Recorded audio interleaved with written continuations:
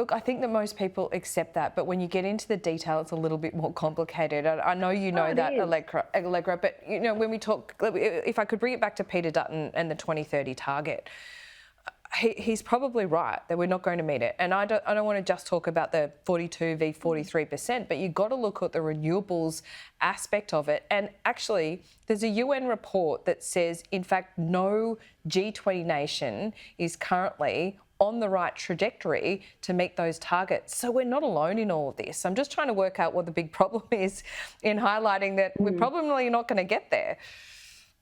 Well, because I think the question is then so firstly, I'm going to come back to that renewables piece, because the point is the Paris Agreement has nothing to do with the 82% renewables. The Paris Agreement is all about the 43%, and it's the question of how. Sure, and, but you can't ignore that piece because... I know you can't ignore it, but it's a fact.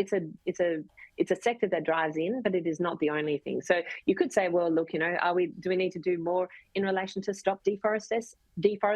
Yeah, because it's that about can actually get us to 43.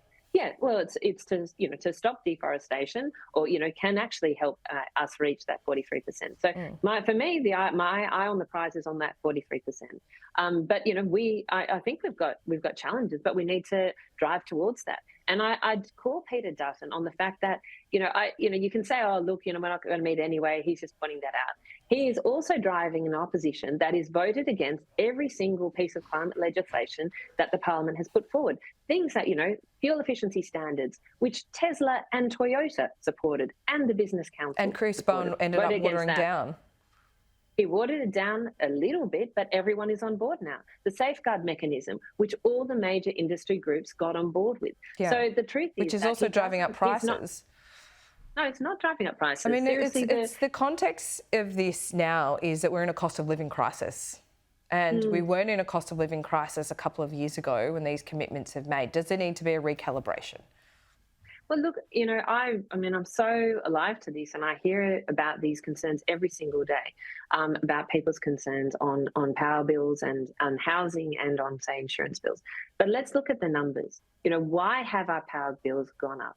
It's because there was a war in Ukraine, and Australia has high gas and coal prices because of that war in Ukraine. So it's a fossil fuel-driven price increase in energy. If you had solar on your roof and a battery in your garage, you have not had high energy prices. So what we need to do is help more Australians get that reliability and lower energy costs. If you're worried about your insurance premiums going up, the reason why they're going up is because of climate-related natural disasters. We know that those are increasing, and we know that makes more of Australian households vulnerable to floods, fires and storms. So the answer is not to sort of backtrack from this. The answer is to say, look, how do we help families right now, get more reliable and cheaper and cleaner power? Let's do that. How do we help families, work on insurance premiums, frankly, change the taxes that are on insurance premiums, because in New South Wales, about 40% of insurance premiums are taxes. So I'll get back to my favourite topic, which is tax reform. Laura, but, there are other things that we should be doing right now that are really about, helping Australian households. Yeah. But it is not, the answer is not to stop the transition, because the cheapest form of new energy is renewable energy. So if you're trying to help people with their power bills, it's not to commit to nuclear, because we know that is the most expensive form of energy and will be the most expensive form of energy, going forward. Okay, well, we will talk tax reform soon. I too like that topic. We'll have to leave it there, Allegra. We'll see you soon. Bye.